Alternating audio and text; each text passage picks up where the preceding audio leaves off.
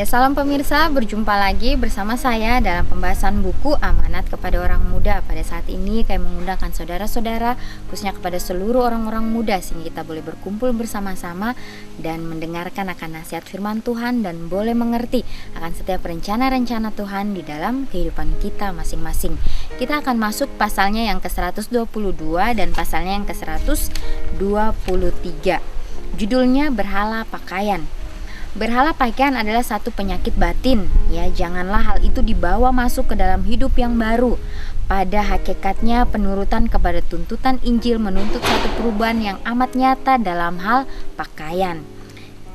Janganlah menganggap remeh dalam soal pakaian, karena Kristus yang menjadi kesaksian kita itu. Kita harus berusaha supaya tetap kelihatan baik dalam upacara di Ka'bah. Tuhan menyebut satu persatu dari hal pakaian orang yang berkhidmat di hadapannya. Demikianlah diajarkan pada kita bahwa Tuhan mempunyai pemilihan tentang pakaian orang yang berkhidmat kepadanya. Petunjuk yang diberikan tentang jubah Harun amat teliti, karena jubahnya itu pun merupakan lambang. Demikianlah pakaian segala pengikut Kristus pun haruslah merupakan lambang yang berarti pula. Dalam segala perkara kita harus menjadi wakil Tuhan. Rupa kita dalam segala hal harus dinyatakan oleh ketertiban, kepatuhan, dan kebersihan. Akan tetapi perkataan Tuhan tidak mengizinkan perubahan-perubahan pakaian hanya oleh karena mode, supaya kita kelihatan seperti orang duniawi. Orang-orang Kristen tidak patut menghiasi dirinya dengan pakaian yang amat indah ataupun perhiasan yang amat mahal harganya. Sabda Tuhan mengenai pakaian haruslah dipertimbangkan dengan amat teliti. Kita perlu mengerti hal yang dihargai oleh Tuhan sekalian alam semesta pun dalam hal menghiasi tubuh. Semua orang yang sungguh-sungguh mencari rahmat Kristus tentu akan memperhatikan nasihat perkataan yang amat berharga yang diilhamkan Tuhan. Sedangkan mode pakaian pun akan menyatakan kebenaran Injil. Ya, jadi dari cara berpakaian kita akan menunjukkan kebenaran Injil itu kepada orang lain. Jangan sampai kita menjadikan pakaian kita itu berhala kita, ya. Yang sampaikan kita mementingkan pakaian kita itu melebihi daripada kita mengasihi Sang Pencipta kita atau mengasihi Tuhan kita. Perhiasan yang benar, ya. Kemerosotan moral terjadi di mana-mana, ya. Dan jiwa-jiwa pun menuju kebinasaan karena cinta kepada pakaian dan kemewahan. 9/10 di antara kehidupan orang-orang yang menjadi hamba mode adalah hidup penuh dusta, penipuan, tipu daya. Itulah kebiasaannya tiap hari. Karena mereka itu ingin kelihatan dalam keadaan yang tidak sebenarnya, kemuliaan jiwa, lemah lembut hati dan dermawan ditukarkan untuk memuaskan keinginan hati terhadap perkara-perkara yang jahat. Ya, beribu-ribu orang menjual jasa mereka supaya mendapat uang, ya, untuk mengikut mode dunia. Kegilaan seperti itu tentang mode yang berubah-ubah dari dunia ini haruslah mendatangkan satu tentara yang mengadakan pembaruan, yaitu orang-orang yang mau mengambil pendirian buat pakaian yang pantas dan sederhana. Setan senantiasa mengarah mode-mode yang tidak dapat diturut kalau tidak mengorbankan uang, waktu, dan kesehatan.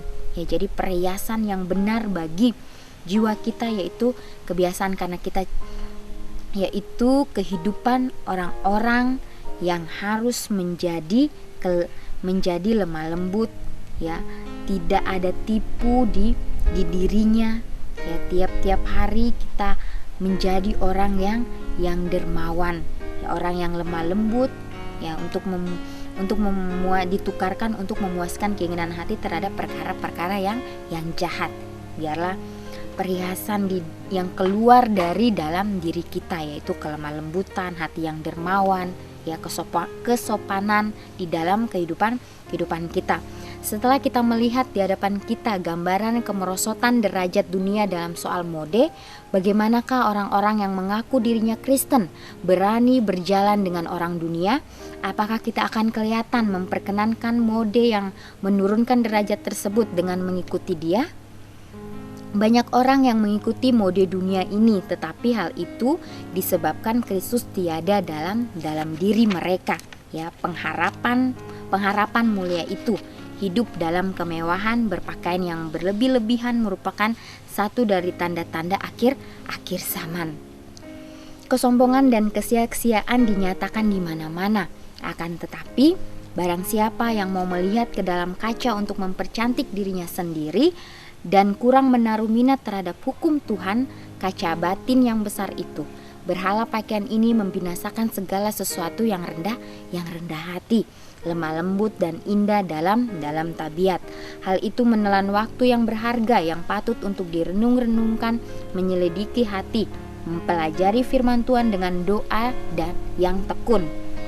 Dalam perkataan Tuhan, ilham itu sudah menuliskan segala pelajaran yang terutama untuk pengajaran kita. Pendewaan terhadap pakaian banyak menelan uang yang diserahkan untuk pekerjaan pengasihan dan kemurahan, dan pemborosan ini adalah satu perampokan terhadap Tuhan. Ya, segala uang kita tidak diberikan pada kita untuk memuaskan kesombongan hati dan cinta kita akan kemewahan. Haruslah kita menjadi juru kunci yang berakal budi, yang memberikan pakaian kepada orang telanjang, makanan kepada orang yang lapar, dan memberikan uang kita untuk kemajuan pekerjaan Tuhan.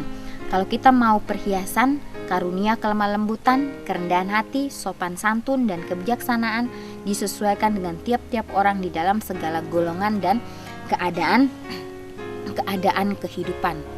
Ya, jadi dikatakan kesombongan dan kesia-siaan dinyatakan di mana-mana pada saat ini, dan itulah yang menjadi akhir daripada zaman ini.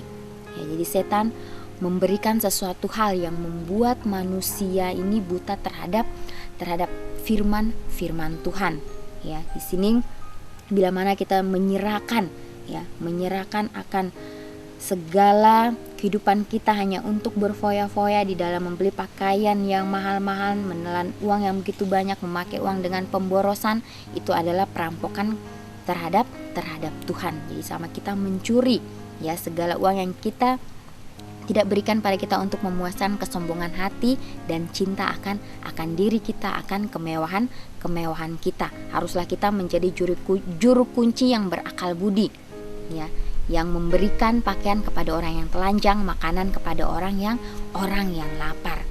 Ya, sini biarlah kita boleh memajukan akan setiap pekerjaan Tuhan yang menunjukkan akan perhiasan yang benar, yaitu karunia kelemah lembutan, kerendahan hati, sopan santun, dan kebijaksanaan.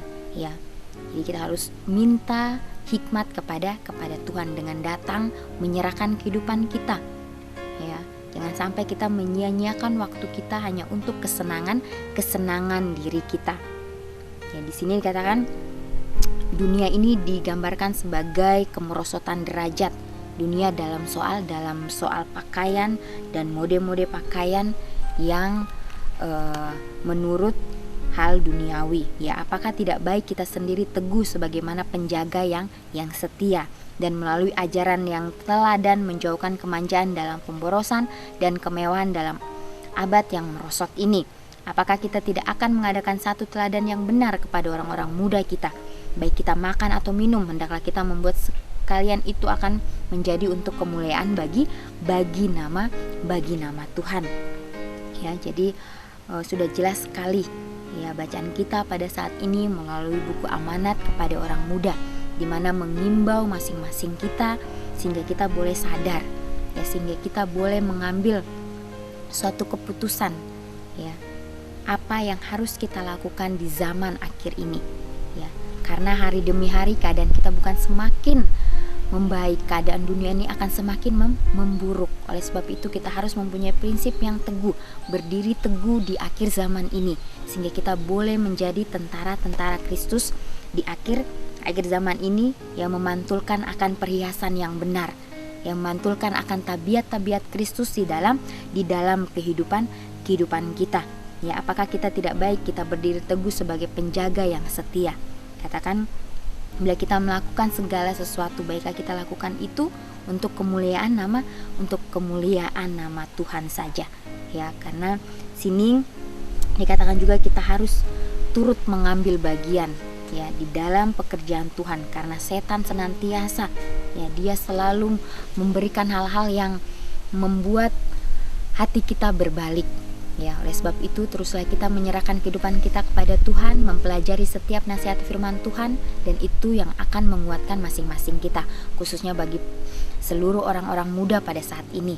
Ya, baiklah kita boleh sadar, kita boleh bangun, kita boleh bangkit dari kehidupan kita sehingga kita boleh ya melayani orang-orang di sekitar kita dengan sepenuh hati kita. Jangan hanya memuaskan akan diri kita sendiri, baiklah kita juga bisa membagikan akan berkat itu bagi sesama kita. Biarlah bacaan kita pada saat ini dapat menolong kita sehingga kita boleh menjadi tentara-tentara Kristus di akhir zaman ini, boleh terus berpegang terhadap prinsip kita masing-masing, ya tentunya prinsip yang Tuhan sudah berikan bagi masing-masing kita. Tuhan memberkati.